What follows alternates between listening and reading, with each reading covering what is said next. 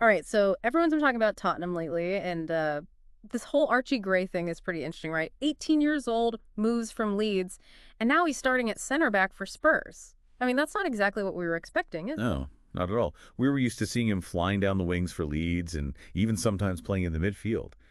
But center back, that's a whole other ballgame. The tactical awareness you need, it's like asking a point guard to suddenly play center in basketball. You're seeing a different part of the game. And it's not like he's doing this at some small club. It's Tottenham. Yeah. Huge club, huge expectations. Talk about pressure. He was already a regular starter for Leeds last season. At 17, that's impressive in itself, but this is insane. It really is. The mental strength it takes, especially at that age, Yeah. to be thrown into that kind of situation and not just try to survive, but to actually control the game. You don't see that very often. Yeah. Plus, remember, he's not just filling a spot. He's trying to play his football, as he said himself. Yeah, I remember that quote. It really stuck with me. After that draw against Rangers, all the experienced players were avoiding the media. And here's young Archie Gray stepping up, owning the moment. That's the kind of leadership you just can't teach. It's one thing to have the skills, but to have that mentality, that willingness to be the spokesperson, even when the veterans are staying silent, that's special. So let's get down to it. How is he actually doing at center back? The article mentions his teammates helping him out, but does he really belong there? Well, it's too early to say for sure, but the article does talk about his short football style. So that passing ability he developed at Leeds could actually be a big advantage when building play from the back. But there's more to it than that. Right. Can he handle the physical side of things, the aerial battles? Does he have those instincts for reading the game that the best center backs have? You can't just learn that overnight. Exactly. He might be good at passing, but can he hit those long diagonal balls when he needs to? Can he organize the whole back four? That positioning, the anticipation, it's a whole different set of skills than he's used to. And it's not just the skills, it's the decision making. In midfield, you have more time, more space to think. At center back, any mistake can be a disaster. You have to be so decisive, read the danger instantly. No question.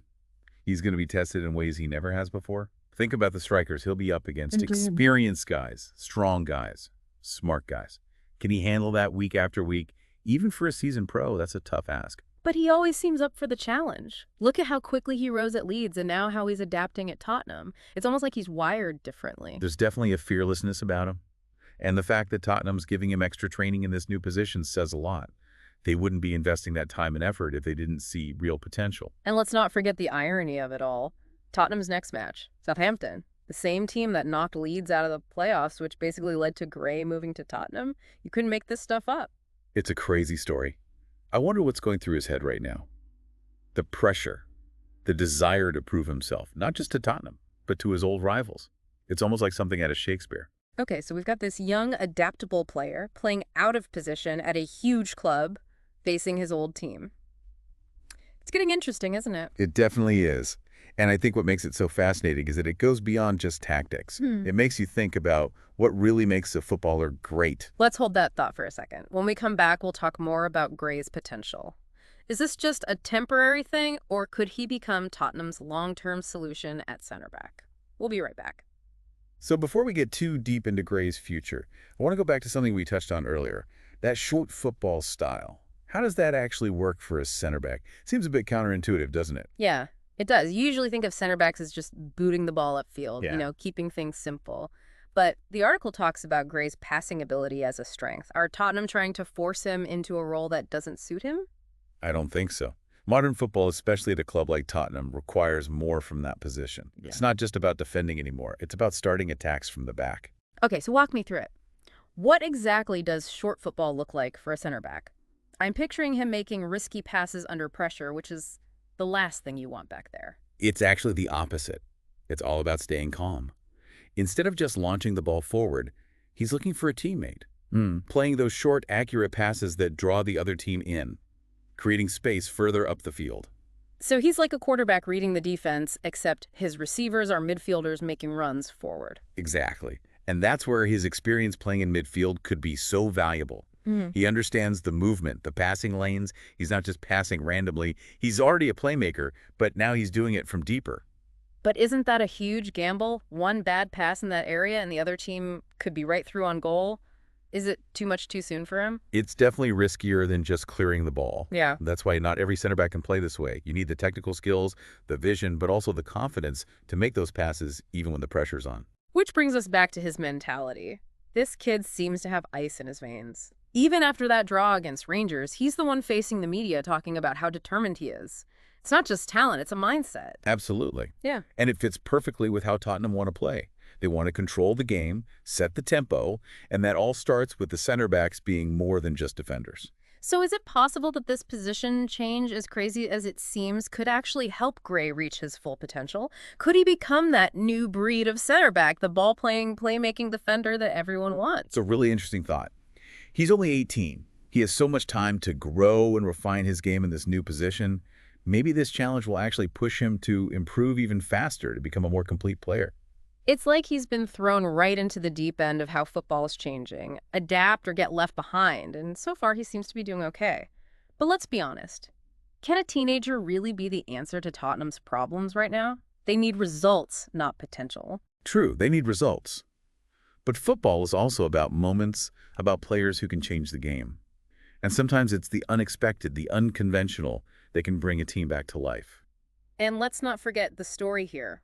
Tottenham's next match is against Southampton, the team that knocked Leeds out of the playoffs, which led to Gray joining Tottenham. You can't write this stuff. It's an incredible story. Will he step up and silence the doubters? Or will the pressure be too much? We've seen young players struggle with that before. That's what makes it so interesting, right? We just don't know. But it's bigger than just one player or one match. It gets to the heart of what makes football so captivating. Exactly. We can talk about tactics all day, but there's always that human element. The unknown Gray's journey is a reminder that sometimes the most compelling stories come from the most unexpected places. And even with all the pressure and attention, there's this young guy who just wants to play his football. There's something pure about that, even though the situation itself is anything but simple. I love that. Uh-huh. And I think that's why people are so drawn to his story. It's about more than just winning or losing. It's about a young player navigating a difficult situation. It's about resilience, adaptability, and that spark of something special that you just can't measure.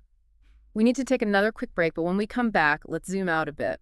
What does this all mean for Tottenham's future, for Gray's development, and maybe even for the future of football itself? Yeah. Okay, we've talked about Gray's performance, his potential, but I keep wondering what happens when Tottenham's injured players come back. Does Gray go back to the bench, or has he done enough to keep that starting spot? It's the big question, isn't it? And honestly, no one knows. But here's the thing. Tottenham's current setup isn't working. They need something to shake things up, a spark. And maybe Gray, even though he's playing out of position, is that spark. He's brought this energy, this fearlessness that they were missing. Right. He's not just a placeholder. He's actually trying to change things. And that's what's so interesting about him. It's more than just skill.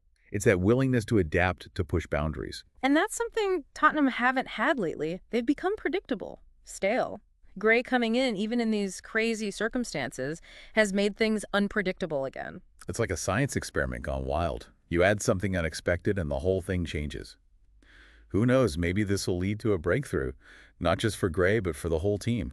So are we saying that an 18-year-old playing out of position could be the key to Tottenham's success? That sounds a little crazy. Maybe.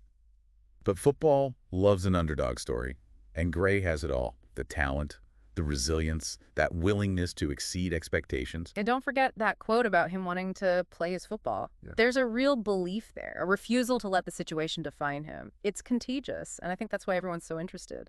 Yeah, it reminds us that the best stories aren't always the ones we see coming. They're the ones that surprise us, make us question our assumptions, and force us to rethink what's possible. So as we wrap things up, what's the big takeaway for our listeners? Pay attention to Archie Gray, because his story's just getting started. This isn't just about one player or one team. It's about adapting to change, about embracing the unexpected, and about how this sport is always evolving. Great stuff. Well, it's been another fascinating deep dive. We'll be back soon with more insightful discussions about the world of football. Thanks for listening.